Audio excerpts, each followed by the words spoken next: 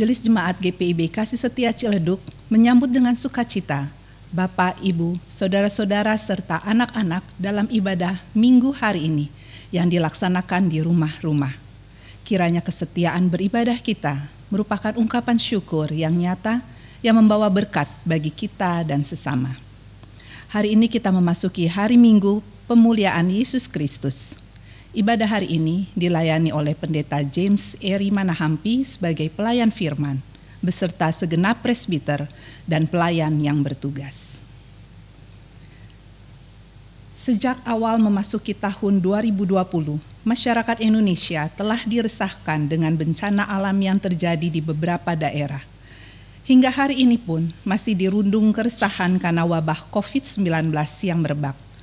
Mungkin di antara kita ada yang menganggap hal ini sebagai bencana. Hal ini tentu wajar sebagai manusia biasa. Namun, marilah kita coba untuk sejenak mengganti kacamata kita dalam melihat bencana yang terjadi ini. Bencana memang suatu hal yang tidak nyaman. Namun bencana mau mengajarkan bagi kita sekalian bahwa ada sesuatu yang ingin Tuhan sampaikan bagi manusia. Dalam ibadah hari Minggu saat ini, kita diajak untuk menghayati tema bencana sebagai alat Tuhan mendidik umat-Nya. Biarlah firman Tuhan ini menjadi penguatan bagi kita sekalian ketika menjalani masa-masa sulit seperti ini. Jemaat, mari berdiri. Kita memuji Allah Maha Mulia yang hadir di tengah-tengah persekutuan kita dengan menaikkan nada syukur bagi kemuliaan nama-Nya.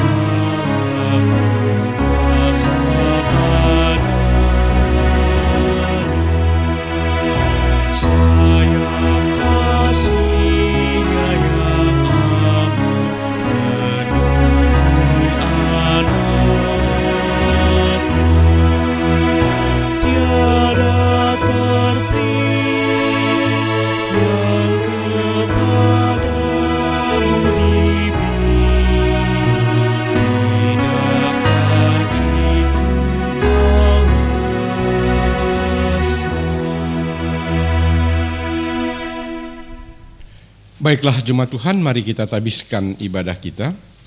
Pertolongan kita adalah dalam nama Tuhan yang menjadikan langit dan bumi.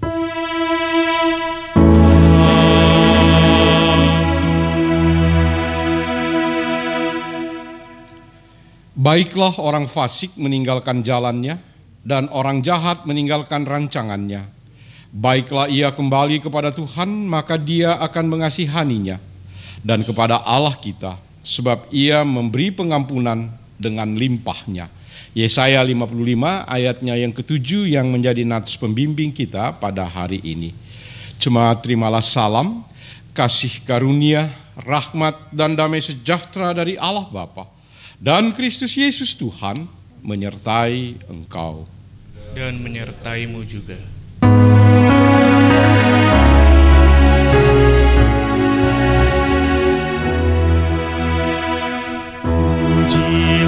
rindu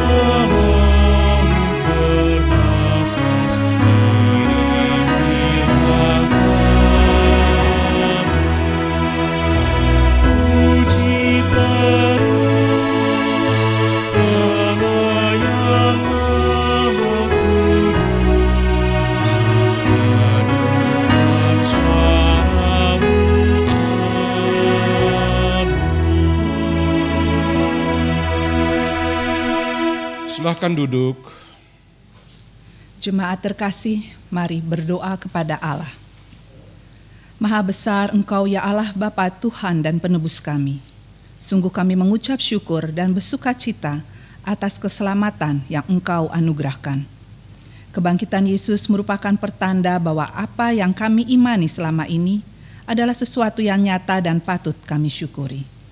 Engkau sangat mengasihi kami umat ciptaan-Mu, sekalipun seringkali kami tidak mengasihi-Mu yang terbukti dari ketidaksetiaan kami. Tidak hanya itu, perbuatan-perbuatan tercela yang tidak terhitung berapa kali sudah kami lakukan. Saat ini kami mengaku bersalah dan memohon ampunan bagi kami, serta anugerahkanlah hikmat-Mu, agar kami pun dapat hidup sesuai apa yang Engkau kehendaki. Demi Kristus yang telah mati dan bangkit, Allah pemberi kehidupan, kami berdoa dan mengucap syukur. Amin.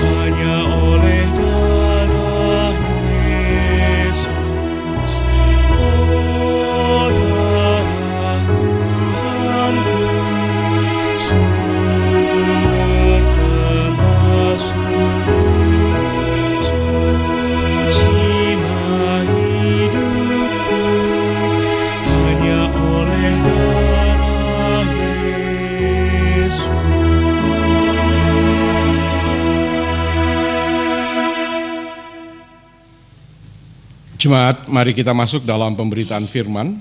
Mari kita satu di dalam doa memohon bimbingan Roh Kudus. Terpujilah Engkau ya Tuhan Allah yang kami kenal dan sapa Dikau di dalam nama Allah Bapa, Allah Anak dan Allah Roh Kudus.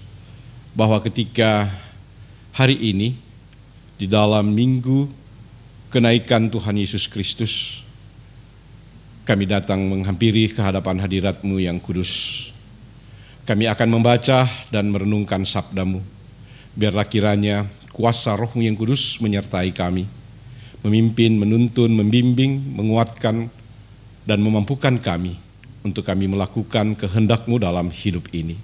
Berfirmanlah kepada kami ya Bapa Sorgawi, karena kami anak-anak-Mu sedia mendengar. Amin. Jemaat, marilah berdiri, kita menyambut pembacaan firman Tuhan. Haleluya.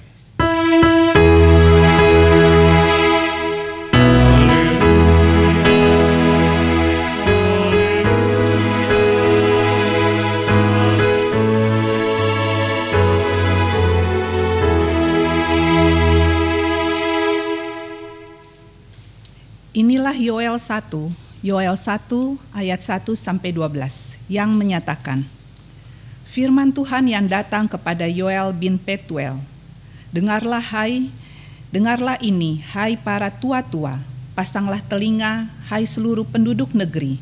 Pernahkah terjadi seperti ini dalam zamanmu atau dalam zaman nenek moyangmu? Ceritakanlah tentang itu kepada anak-anakmu, dan biarlah anak-anakmu menceritakannya kepada anak-anak mereka, dan anak-anak mereka kepada angkatan yang kemudian. Apa yang ditinggalkan belalang pengerip telah dimakan belalang pindahan. Apa yang ditinggalkan belalang pindahan telah dimakan belalang pelompat.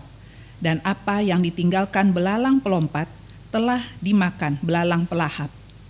Bangunlah, hai pemabuk, dan menangislah. Merataplah, hai semua peminum anggur, karena anggur baru, sebab sudah dirampas dari mulutmu anggur itu. Sebab maju menyerang negeriku suatu bangsa yang kuat dan tidak terbilang banyaknya. Giginya bagaikan gigi singa, dan taringnya bagaikan taring singa betina. Telah dibuatnya pohon anggurku menjadi musnah, dan pohon araku menjadi buntung, dan dikelupasnya kulitnya sama sekali, dan dilemparkannya, sehingga carang-carangnya menjadi putih. Merataplah seperti anak darah yang berlilitkan kain kabung karena mempelai kekasih masa mudanya. Korban sajian dan korban curahan sudah lenyap dari rumah Tuhan, dan berkabunglah para imam, yakni pelayan-pelayan Tuhan. Ladang sudah musnah, tanah berkabung, sebab gandum sudah musnah, buah anggur sudah kering, minyak sudah menipis. Para petani menjadi malu, tukang-tukang kebun anggur meratap karena gandum dan karena jelai, sebab sudah musnah panen ladang. Pohon anggur sudah kering dan pohon ara sudah merana. Pohon delima, juga pohon korma dan pohon apel, segala pohon di padang sudah mengering. Sungguh kegirangan Melayu dari antara anak-anak manusia. Demikianlah pembacaan Alkitab. Hendaklah firman Tuhan dengan segala kekayaannya menetap di antara kamu, dan ucaplah syukur kepada Allah.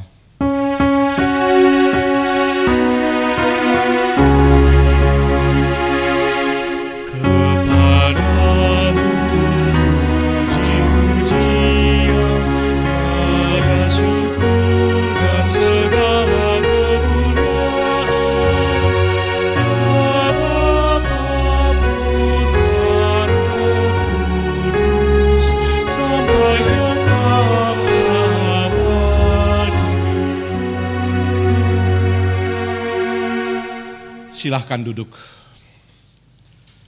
Halo, ibu bapak, saudara-saudara, adik-adik, anak-anakku yang terkasih di dalam Tuhan Yesus. Kita sepakat bersyukur. Kenapa kita bersyukur? Ya, selamanya Yesus saya katakan, karena Tuhan sudah menganugerahkan kepada kita kehidupan yang kekal. Hari Kamis kemarin kita baru memperingati kenaikan Tuhan Yesus ke surga. Kenaikannya itu adalah mau melambangkan kepada kita bahwa ia mempersiapkan tempat, bahwa ia adalah segala-galanya di atas segala-galanya.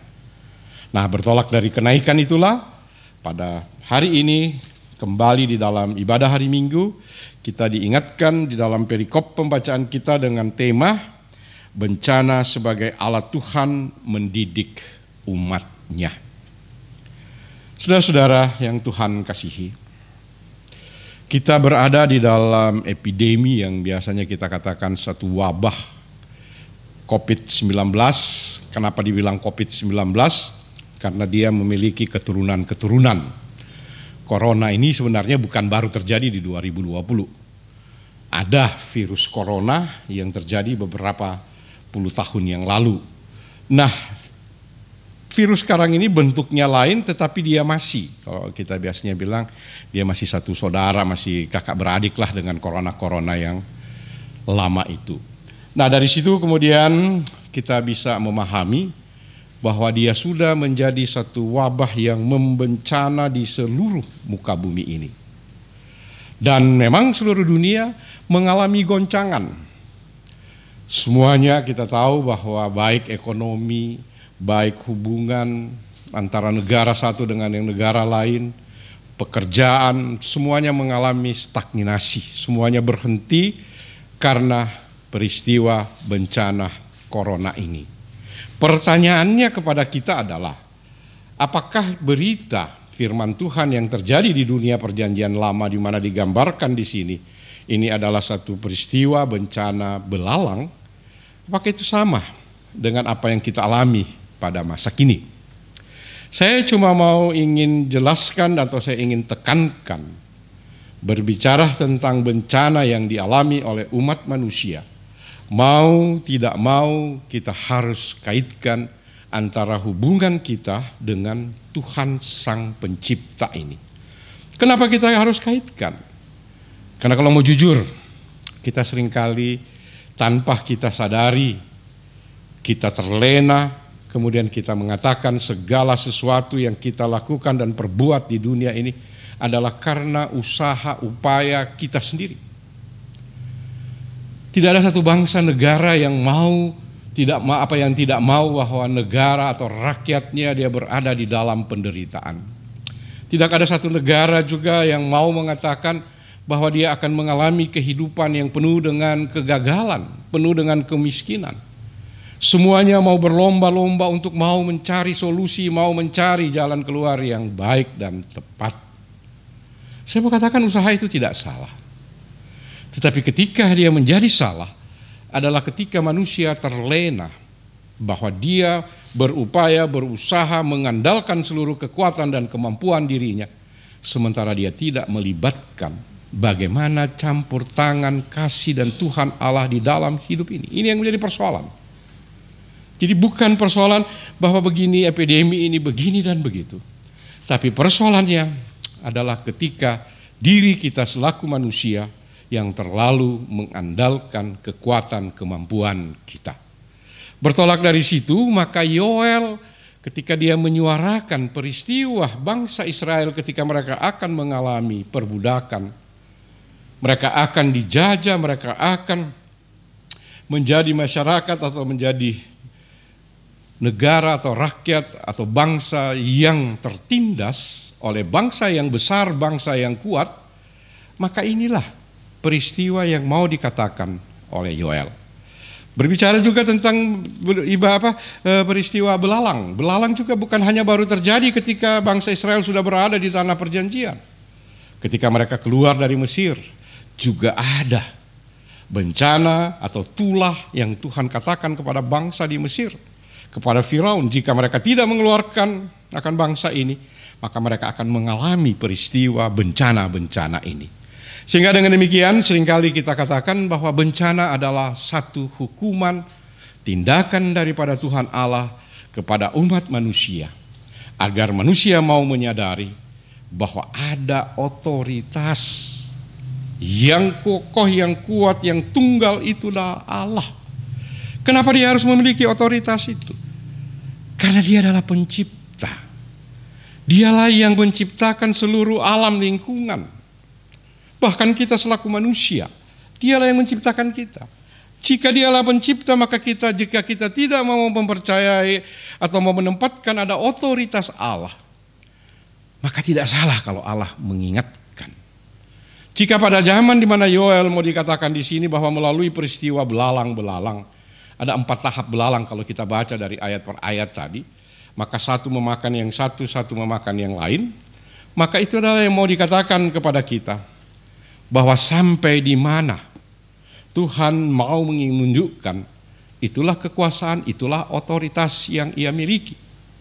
Dan jika zaman sekarang kita katakan bahwa kita bicara tentang belalang yang kelihatan, manusia dengan kemampuan akal pikiran, saya kira mampu mengatasinya. Tetapi ketika berbicara satu virus, maka tidak ada manusia yang semuanya mengatakan berada dalam satu situasi, posisi yang kalang kabut. Nah, dari posisi kalang kabut inilah kita bisa membaca dari mana, dari berbagai macam sumber. Ada sumber yang mau mengatakan ini adalah teori konspirasi daripada penguasa-penguasa, orang-orang yang menguasai ekonomi, maka dia akan berbuat seperti ini, maka ketika dia terjadi wabah seperti ini, dia akan mengeluarkan obatnya, baru kemudian semua beli pada obat dia, maka kemudian dia menjadi kaya raya dan seterusnya. Konspirasi boleh-boleh saja. Atau ada konspirasi lagi yang mau mengatakan bahwa melalui peristiwa ini dia mendomplengnya, konspirasi ada nuansa politis di dalamnya, agar supaya di dalamnya manusia makin hari makin kacau. Dan di dalam kekacauan itu maka terjadilah pertentangan, perseteruhan, perpecahan, mulai di tengah-tengah berbangsa bernegara, antara bangsa-bangsa yang besar dan bangsa-bangsa yang kecil, dan kita selaku bangsa Indonesia sekalipun. Bahkan saya mau kabarkan, kita berada di dalam keluarga, lepas keluarga, rumah tangga, lepas rumah tangga. Kita juga akan diperhadapkan dengan perpecahan seperti tadi. Karena apa? Semua masing-masing mempunyai pendapat, semua masing-masing mempunyai teori, semua masing-masing mempunyai analisa.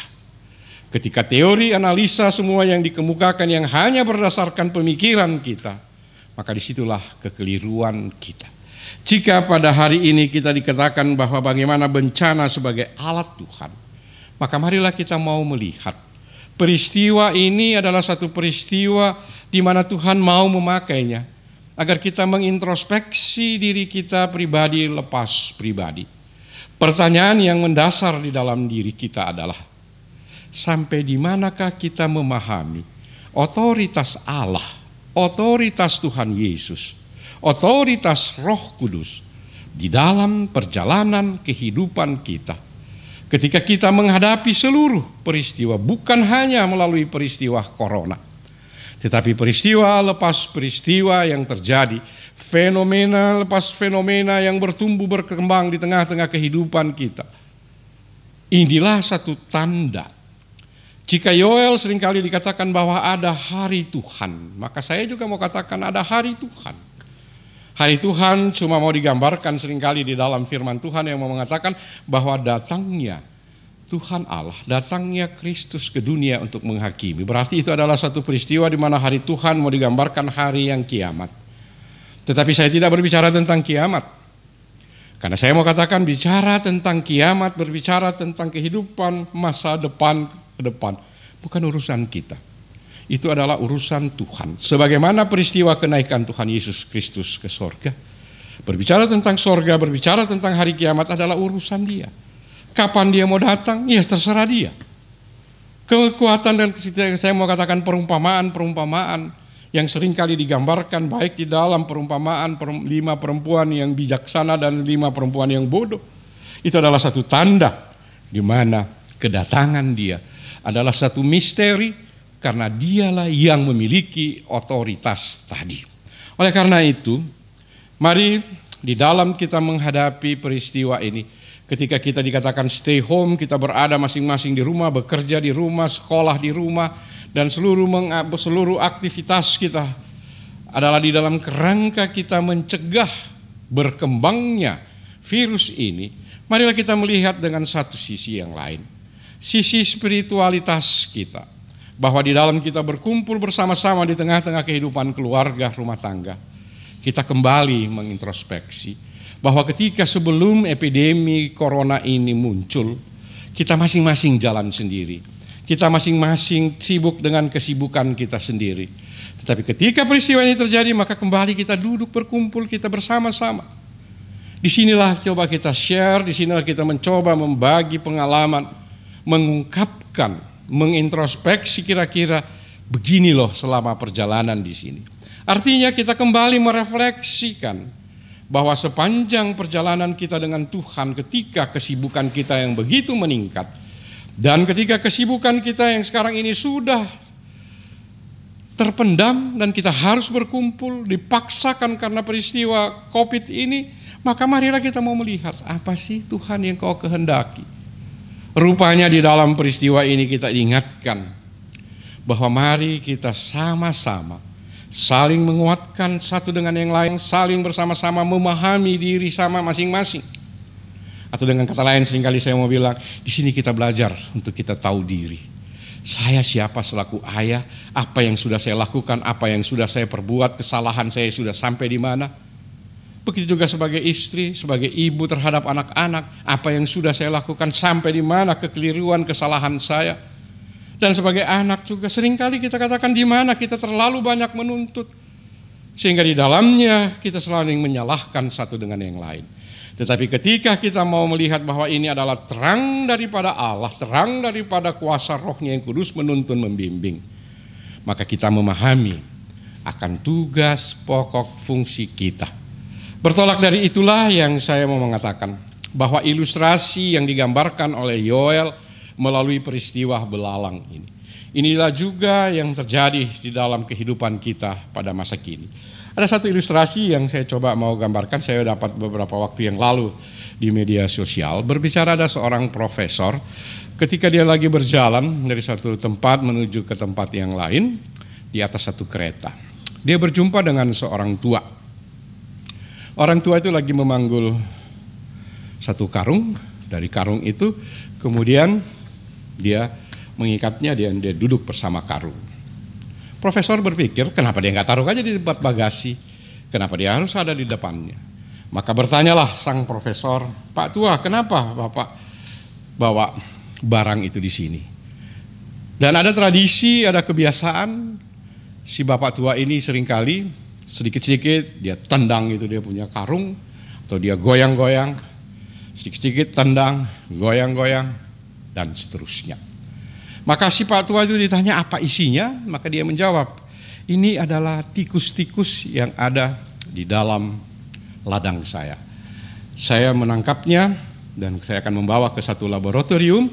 Di laboratorium di kota, tikus ini akan diperiksa dan dijadikan penelitian."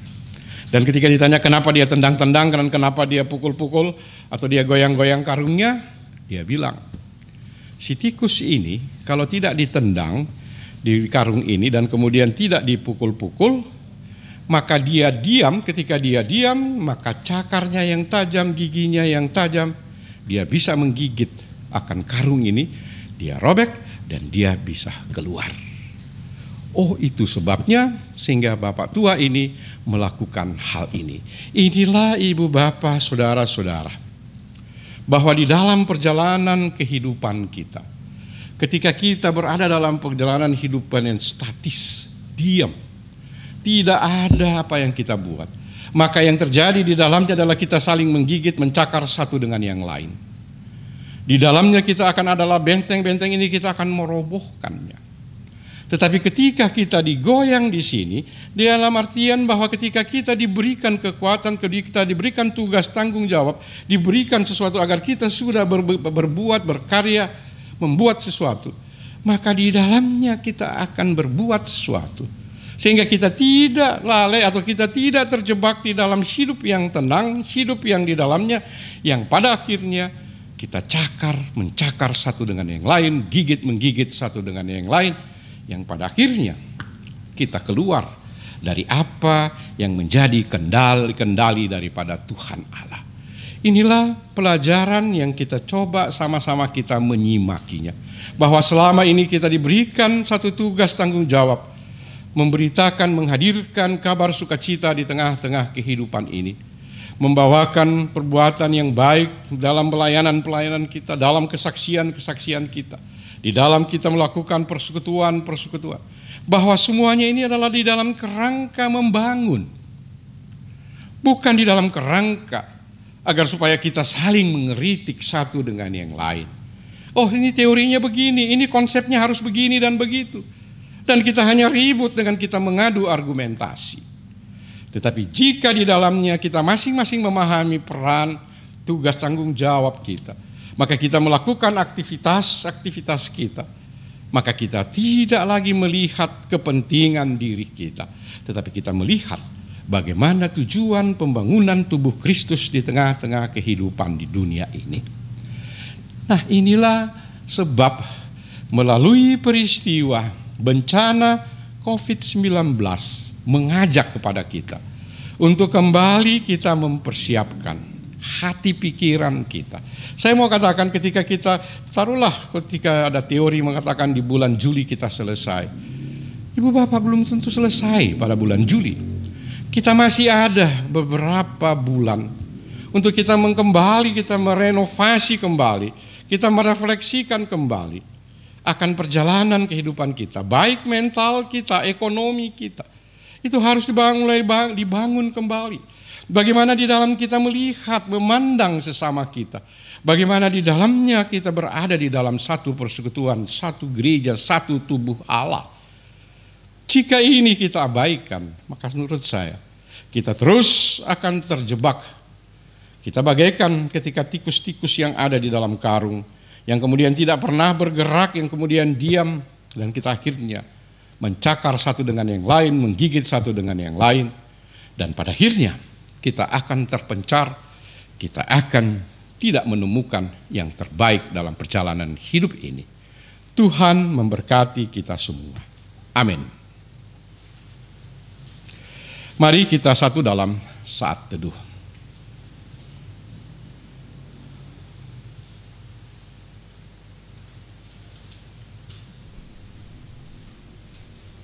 Selesai.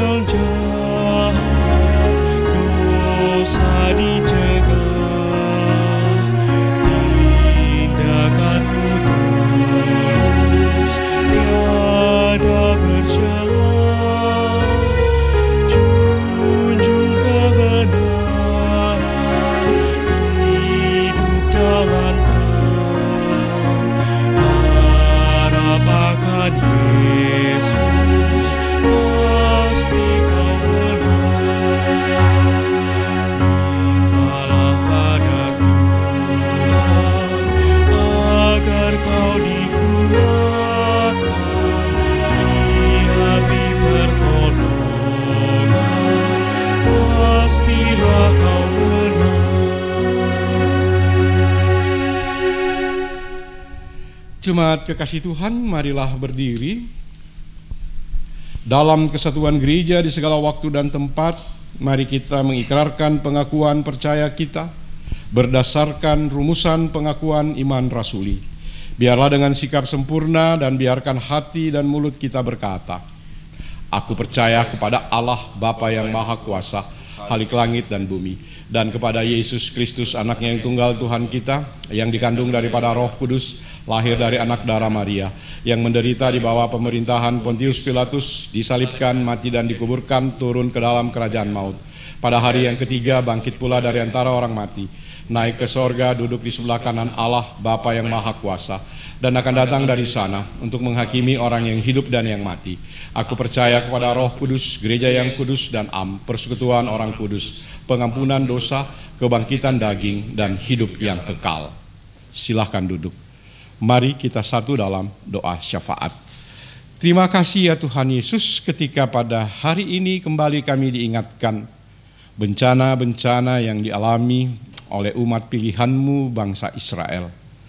Kami percaya bahwa melalui bencana tersebut Tuhan merencanakan kehendak Tuhan yang mau berlaku.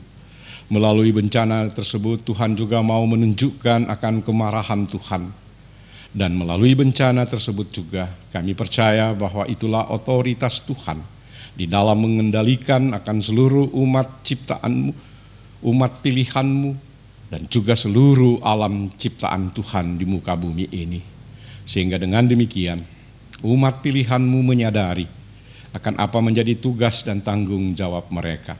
Tetapi ketika mereka tidak menyadarinya, maka ya Tuhan, mereka mengalami penghukuman, mereka mengalami pembuangan di Babel, yang pada akhirnya juga memporak-porandakan akan satu kehidupan bangsa Israel, bangsa yang besar, bangsa yang telah dipanggil dan dipilih oleh Tuhan. Oleh karena itu, melalui peristiwa tersebut mau juga mengatakan kepada kami keterbatasan kami selaku manusia. Kami tidak mampu melawan otoritas Tuhan di dalam perjalanan hidup ini. Oleh karena itu, sempurnakan perenungan kami, biarlah melalui peristiwa bencana yang dialami oleh umat pilihan-Mu melalui belalang, maka apa yang kami alami pada masa kini ketika kami mengalami akan epidemi atau bencana virus COVID-19, kami diingatkan apa yang Tuhan pernah perbuat di dalam sejarah perjalanan kehidupan manusia. Mampukan kami untuk kami mampu tegak melihat peristiwa epidemi ini adalah suatu peristiwa peringatan akan Tuhan yang memiliki kekuatan, memiliki kuasa, memiliki otoritas itu. Sehingga di dalamnya kami harus menyerahkan, menyisihkan hati pikiran kami untuk Tuhan berdaulat di dalam diri ini.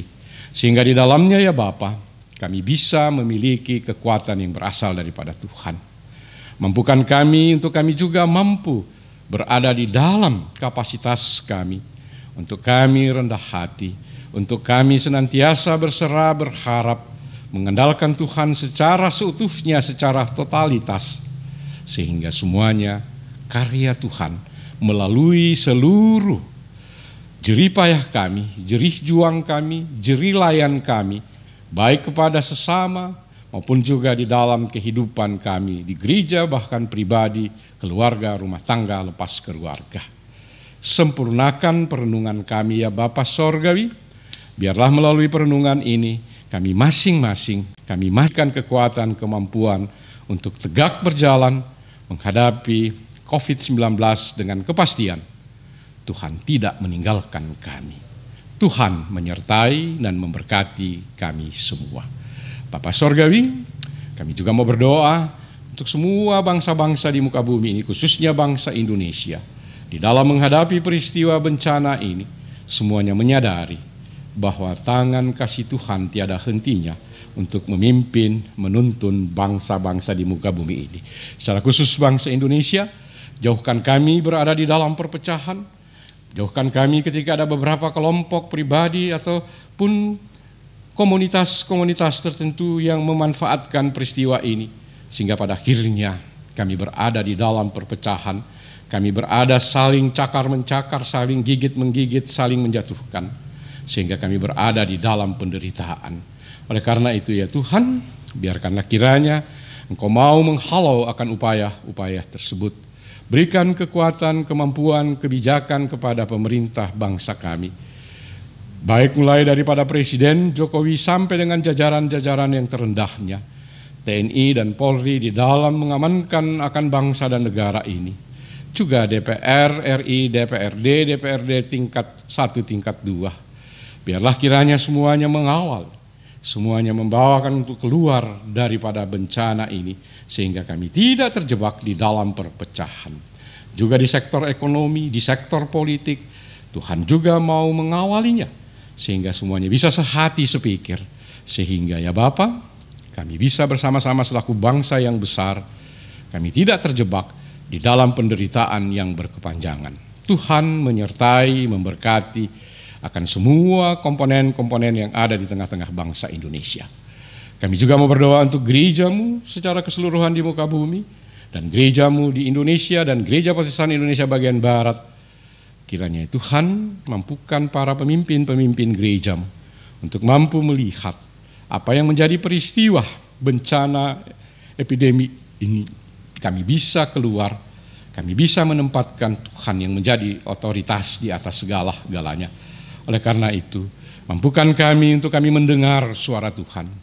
Bukan kami yang terlalu banyak berbicara, bukan kami yang terlalu banyak berteori, tetapi biarlah kiranya hikmat sorgawi menjadi bagian dalam kehidupan akan umat Tuhan, dalam gereja Tuhan, dalam seluruh kegiatan-kegiatan, program-program yang segera mengatasi akan peristiwa ini. Tuhan memberkatinya.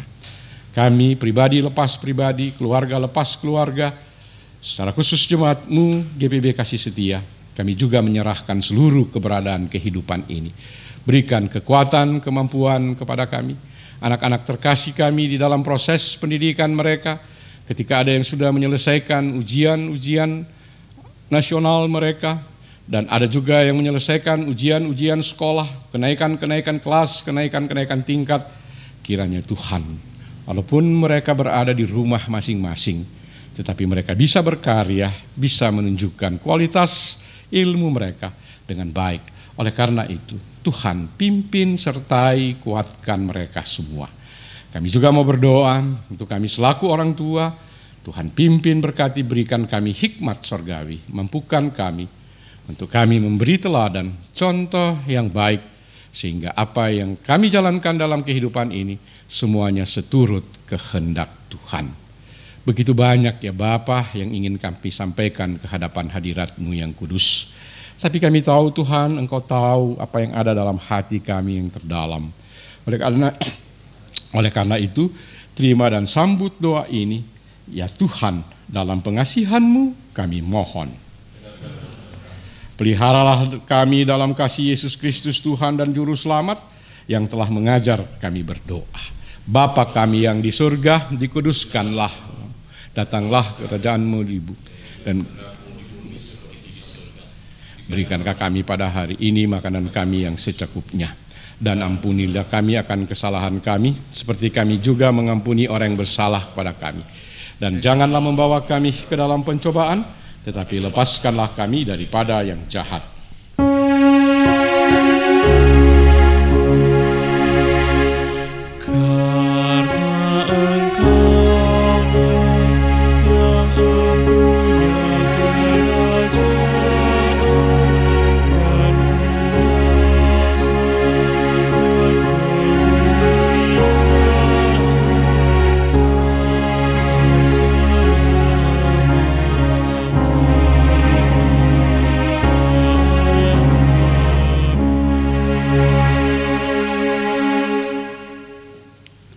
Umat yang diberkati, mari kita bersyukur kepada Tuhan atas berkat-Nya di dalam kehidupan kita dengan memberi persembahan syukur.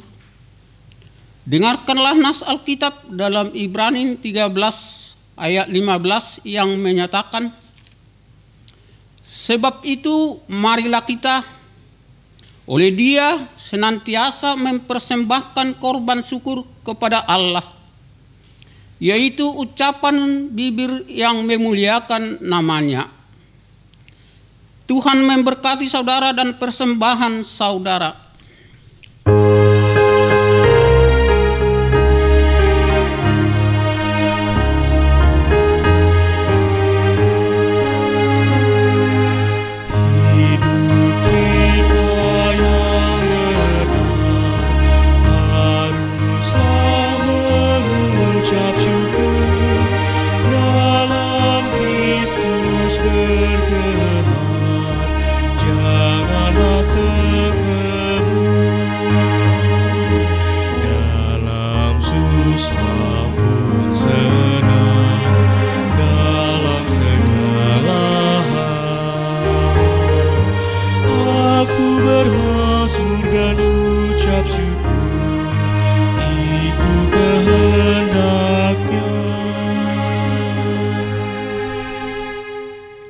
Umat kekasih Tuhan, mari berdiri untuk menyerahkan persembahan kita kepada Tuhan dalam doa kepadanya. Kita berdoa. Ya Tuhan, Engkau yang menyertai setiap usaha dan karya kami.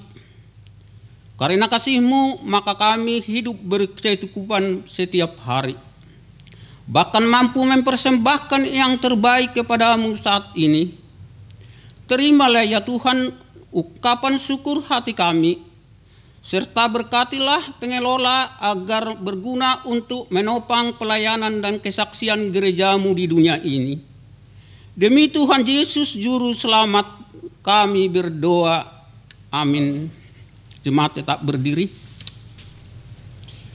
Baiklah jemaat Tuhan, kita bersama-sama mendengarkan amanat pengutusan. Jemaat, pergilah dengan damai sejahtera Tuhan ke dalam kehidupanmu sehari-hari dan lakukanlah firman Tuhan yang telah saudara dengar.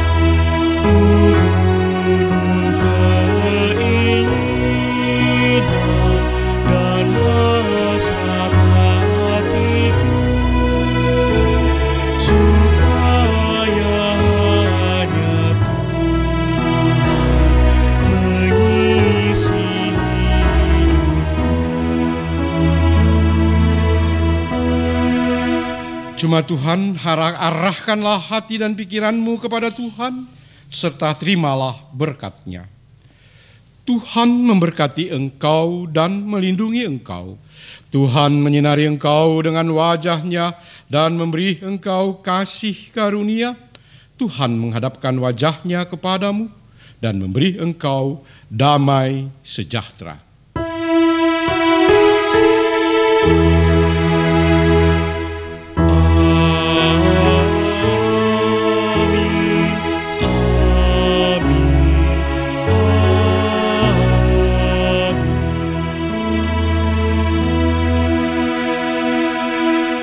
Selamat hari Minggu, Tuhan memberkati kita semua.